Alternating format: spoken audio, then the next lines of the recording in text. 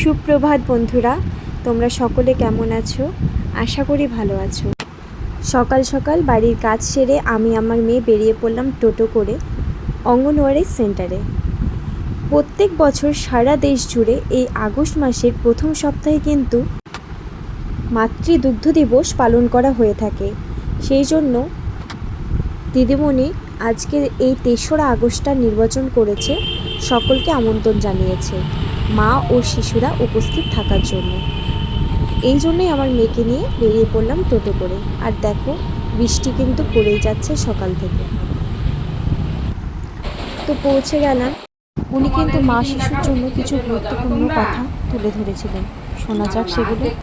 আমাদের হচ্ছে প্রত্যেক বছর আগস্ট মাসের 1 থেকে 7 তারিখের মধ্যে বিশ্ব মাতৃদুগ্ধ দিবস।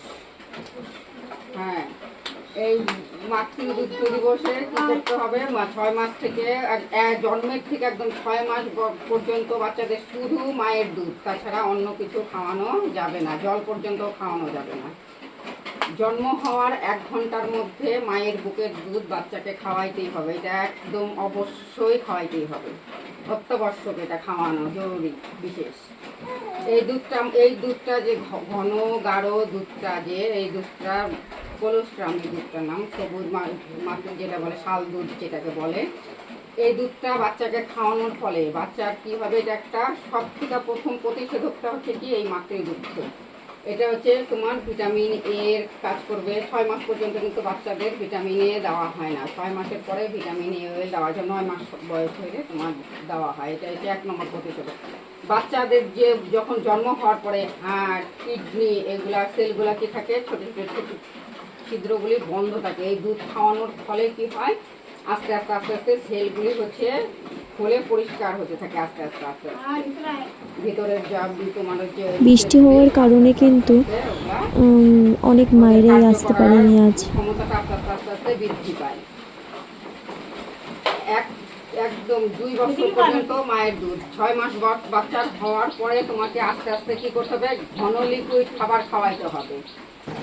তুমি হচ্ছে ডালের এখানে দিদিমণি কিন্তু কিছু গুরুত্বপূর্ণ কথা তুলে ধরেছিলেন।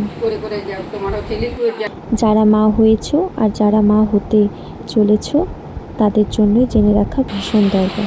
মিটিং করার পর কিন্তু বাচ্চাদের হাইট, ওয়েট এইসব মাপছিল দিদিমণিরা। আর প্রত্যেক মাসে মাসে অঙ্গনওয়াড়ি সেন্টারে কিন্তু এসব মাপা হয়ে থাকে।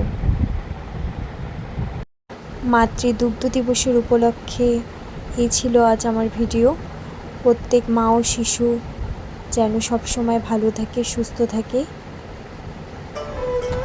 নিয়ে আসবো আরও অন্য কোনো ভিডিও। তোমরা ভালো থেকো, সুস্থ থেকো।